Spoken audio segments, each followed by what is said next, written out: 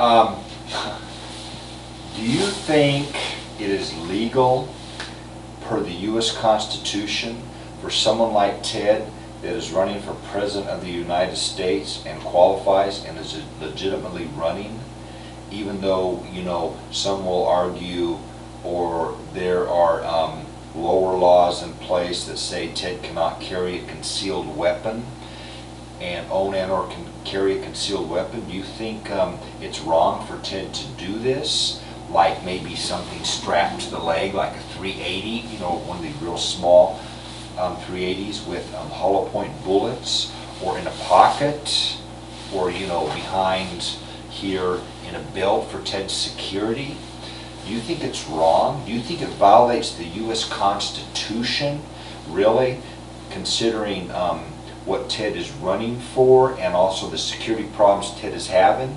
Do you think some to many in the U.S. government put people out like Ted that are too politically hot out on a limb and they let it get sawed off, and they just want it to get sawed off? They want the limb sawed off, you know?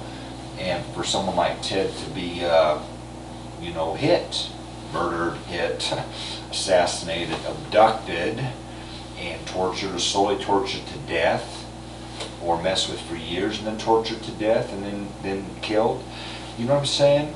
Do you think the U.S. Constitution gives Ted the right to bear arms with no conditions, really? Do you think the intent was that Ted could bear arms with no conditions, possibly to overthrow a haywire government, like when we overthrew, you know, the British? Do you think at the time we were overthrowing the British, them overthrowing the British were heroes, or they were considered rebels and traitors and committing treason? Well, to the British, to the king, they were traitors. They were committing treason. They were doing terrible things.